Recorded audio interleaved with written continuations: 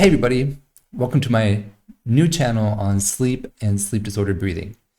Why a new channel? Because I've lived with UARS for most of my life, and if you've never heard of it, it's a form of sleep apnea that's hard to detect, harder than obstructive sleep apnea, that's for sure, and it's even harder to treat. And for me, it's been a really long road. So from realizing that UARS even exists, to figuring out I might have it, to then getting it diagnosed, and to finding treatments. It's been, again, a decades-long experience and journey. And why does this topic even matter? Well, STB is linked to a huge range of diseases, like I mentioned at the top of the video. But to illustrate one study, for instance, and this blew my mind pretty much when I read it, it found that 56% of the kids with ADHD who they tested for sleep apnea had obstructive sleep apnea. And another study found that when treating the sleep apnea in those kids, their symptoms often improved or it completely resolved their ADHD symptoms.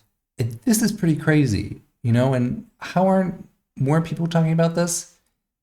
And the study didn't even look at UARS in these kids, which pretty much leads into the second point on why this is important. STB is just really common.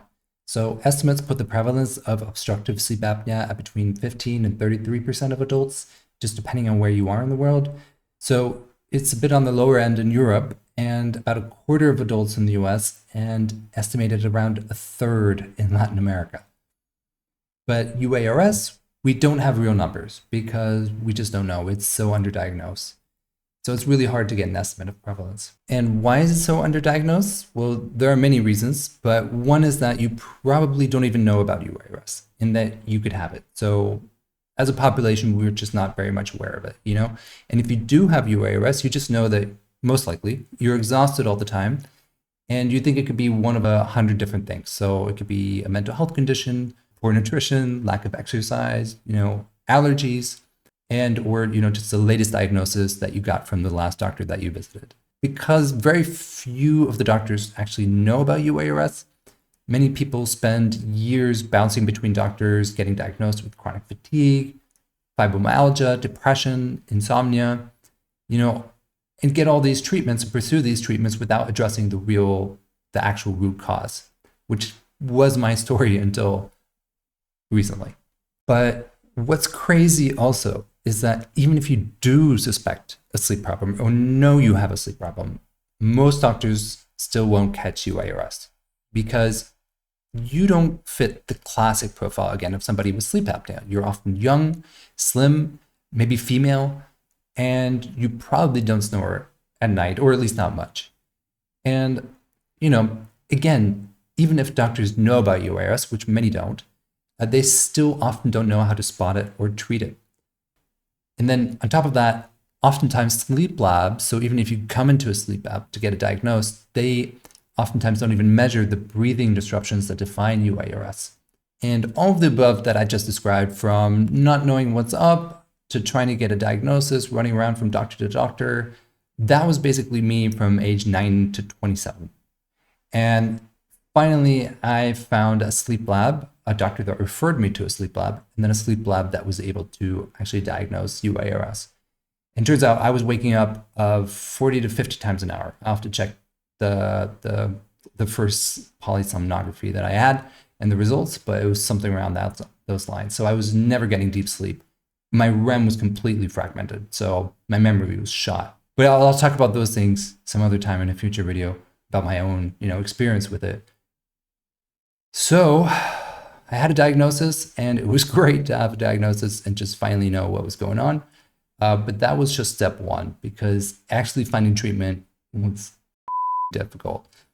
And, because since then, in the last 10 years, intervening 10 years, I've tried pretty much everything, CPAP on and off, because the treatment with CPAP just changed over the years that, it's difficult to get on and maintain. At least it was for me. I've had 6 or 7 surgeries, tried all the lifestyle changes of perfect sleep hygiene, tried, all the promising devices and new medications that come out that might be indicated for sleep apnea or UARS. And I have to say, very few of those things helped. and most of them didn't. What's next for me? Well, now I'm preparing for maxillary expansion and possibly jaw surgery after. And this is essentially where they expand your upper jaw sideways, that's during expansion, and to make maxillary expansion, to make more room for the tongue and improve your nasal breathing.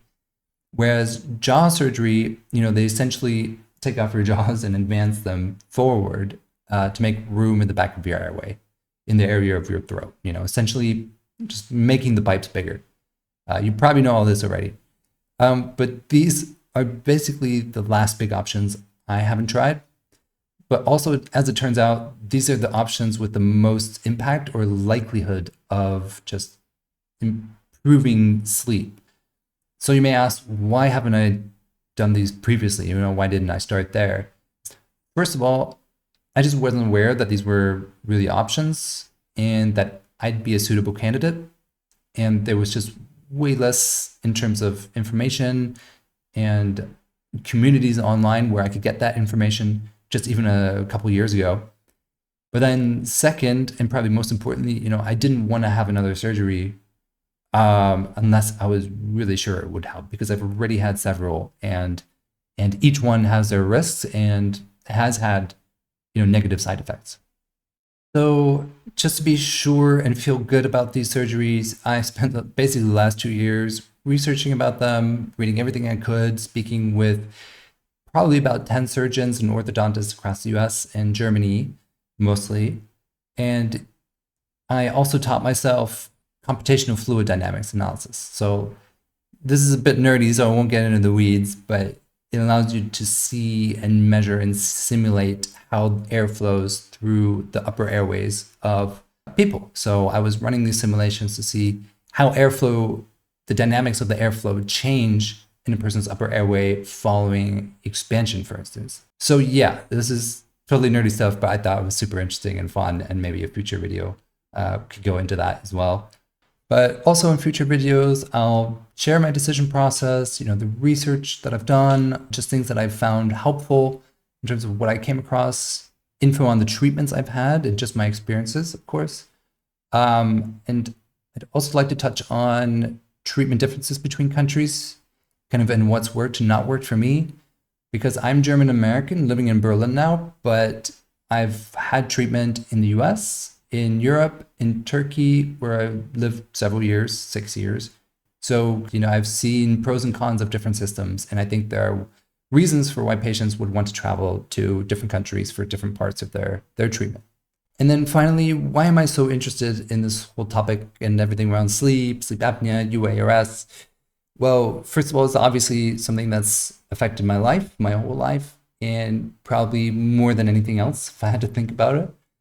But secondly, my day job's in public health at the UN, and a lot of this aligns with my interests anyways. So for instance, it's really surprising to me that our health systems are so poorly equipped to deal with and treat UARS, for instance, and that this is such an underfunded, understudied issue. There are many conditions that are understudied and underfunded across the world, but it very much seems to me that this is a huge overlooked public health challenge that's impacting millions. So I really want to help raise awareness around this, and hopefully we can all get the word out. So this is something that can get more attention and can be addressed properly, and people can get treatment. Here's a good spot to send a shout out to Ronald Iad, who has a great platform and channel on YouTube, and others like him, like Shuikai, who's moderating forums on Reddit. We're just providing us ways to share our experiences and learn about different treatment options, and also about the science behind sleep apnea and sleep disordered breathing. So if you haven't come across them yet, I'll post the links to their work in the show notes below. Definitely check them out. And also thanks to others doing, similar kinds of work. So please, subscribe, comment, share your story, or just say hi. Please let me know what kind of topics would be interesting to you moving forward. And I'm really looking forward to sharing and connecting with everybody. And see you soon.